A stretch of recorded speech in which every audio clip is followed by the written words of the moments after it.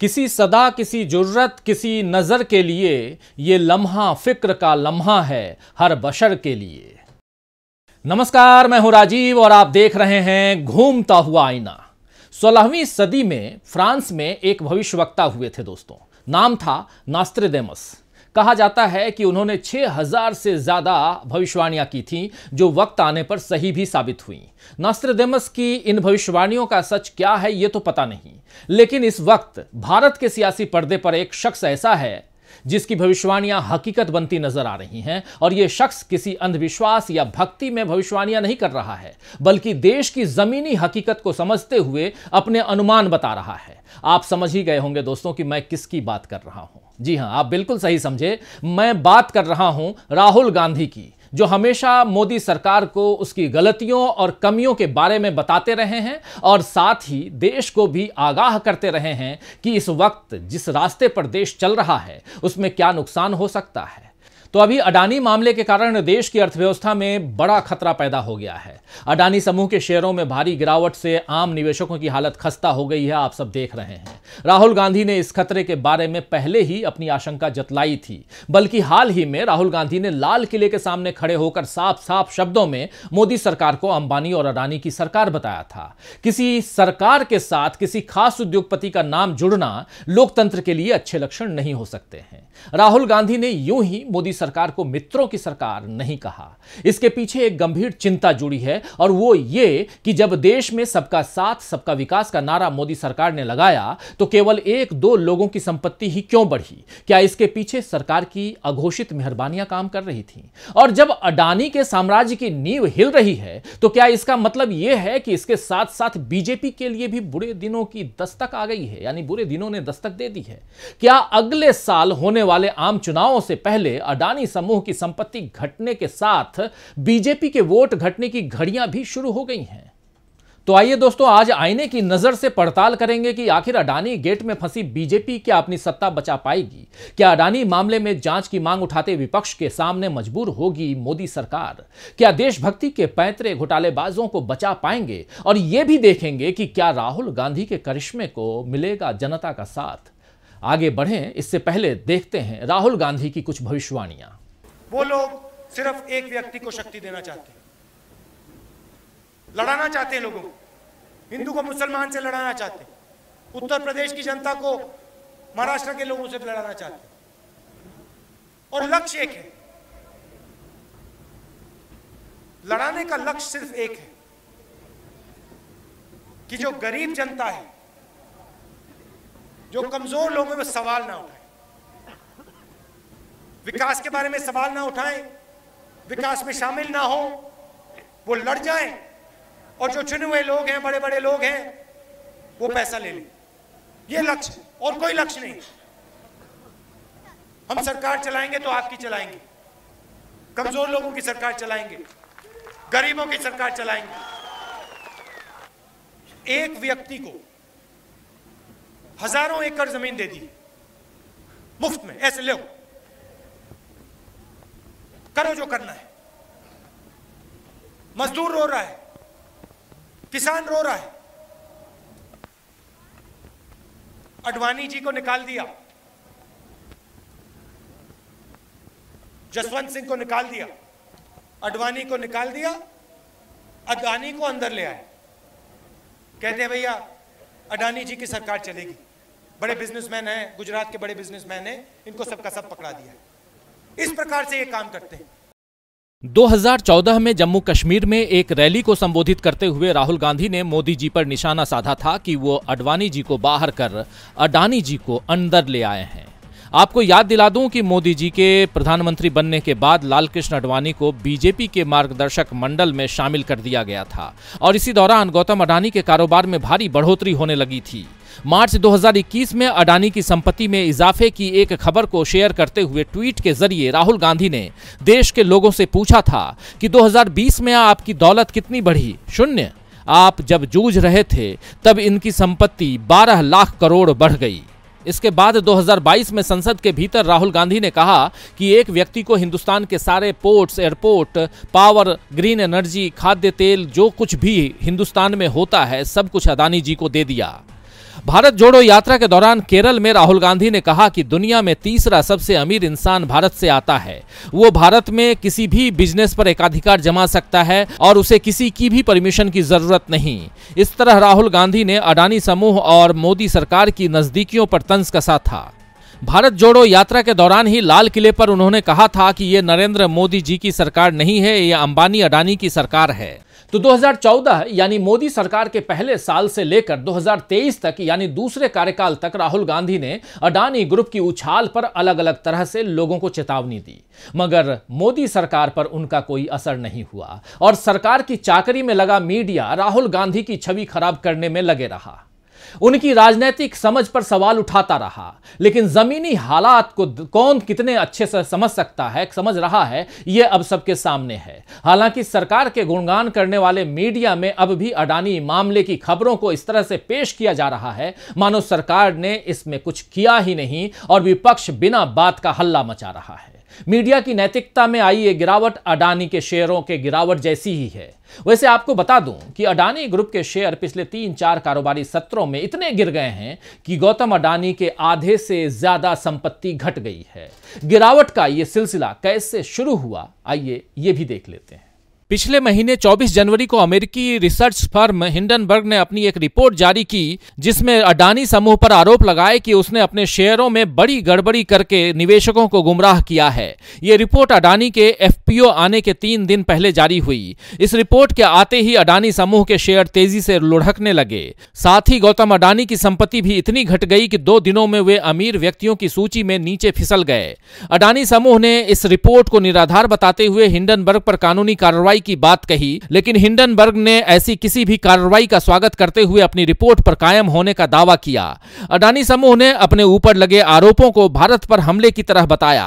हालांकि इस राष्ट्रवादी बचाव का कोई फायदा नहीं दिखा और न ही अब तक अडानी समूह ने कोई कार्रवाई हिंडनबर्ग पर की है। 27 जनवरी को अडानी समूह ने $2.5 अरब का एफपीओ बाजार में उतारा। 30 जनवरी तक एफपीओ को केवल 3% सब्सक्रिप्शन मिला।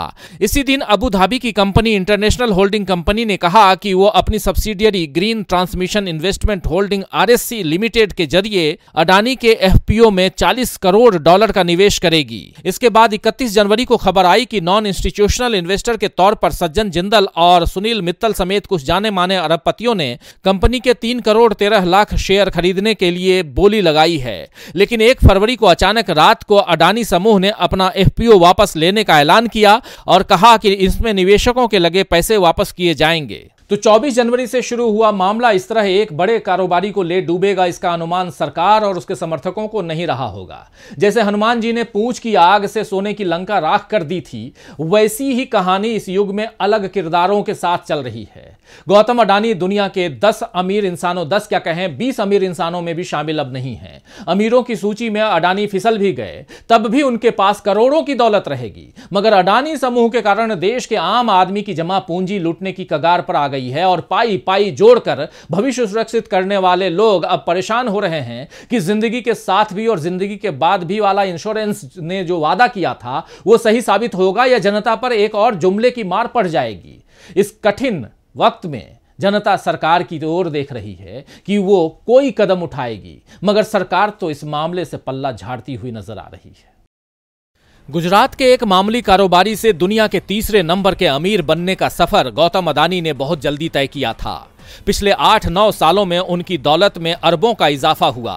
कोरोना लॉकडाउन के वक्त जब अच्छे उद्यमी हांफने लगे थे, तब अडानी समूह के शेयर ऊंची उड़ान भर रहे थे। गुजरात के मुख्यमंत्री और अब देश के प्रधानमंत्री नरेंद्र मोदी के साथ गौतम अडानी की नजदीकी किसी से छिपी नहीं है। मोदी जी को अडानी के निजी विमान में यात्रा करते देखा गया है। विपक्ष ने कई बार अडानी और सरकार के संबंधों पर सवाल खड़े किए, मगर सरकार ने उन सवालों को अनसुना कर दिया।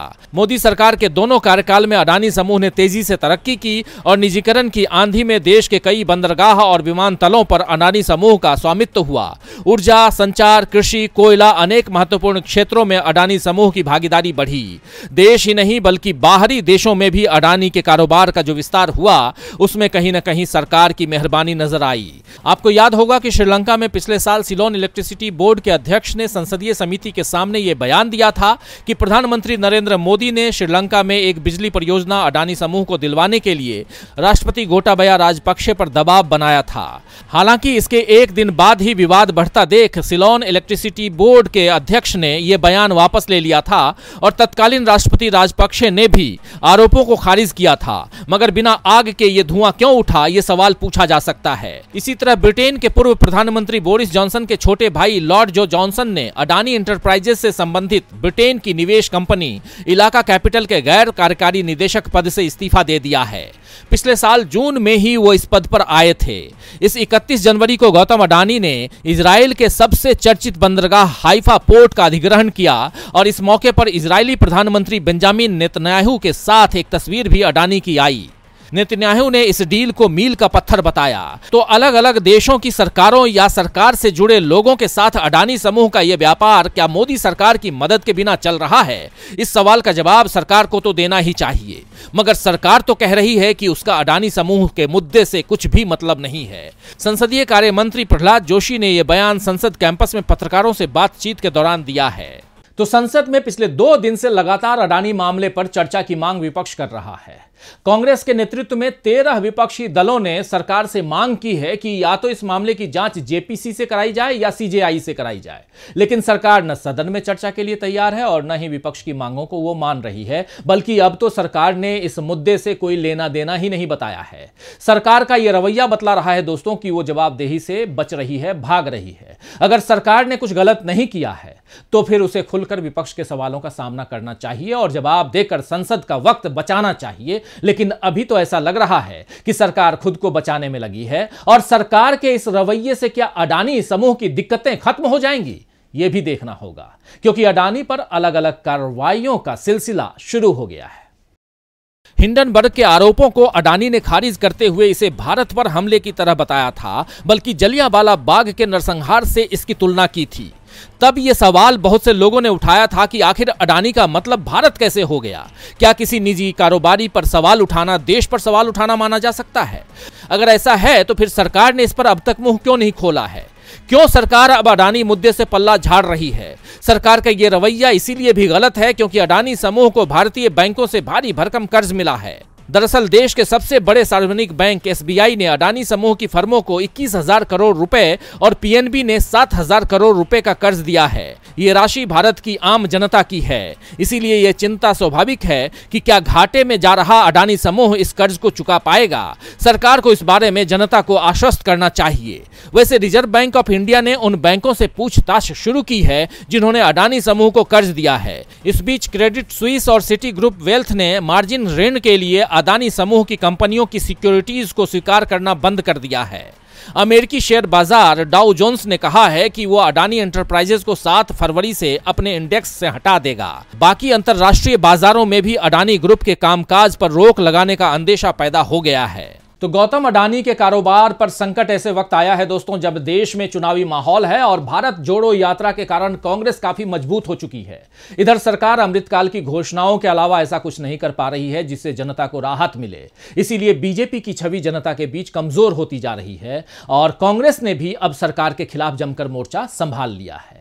कांग्रेस महासचिव केसी वेणुगोपाल ने कहा है कि केंद्र की सरकार आम लोगों के पैसे का उपयोग अपने करीबी दोस्तों का समर्थन करने के लिए कर रही है। इसीलिए कांग्रेस पार्टी ने सोमवार यानी 6 फरवरी को एलआईसी और एसबीआई कार्यालयों यानी कि इनके दफ्तरों के सामने देश भर के जिलों में राष्ट्रव्यापी आंदोलन करने का फैसला किया है। कांग्रेस के ये तेवर दोस्तों बतला रहे हैं कि इस बार वो बीजेपी को आसानी से नहीं छोड़ेगी। अब देखना दिलचस्प होगा कि क्या मोदी सरकार अपने बचाव में अडानी मामले में कोई सख्ती दिखाती है या फिर मित्रों की सरकार के जुमले को सही साबित करती है।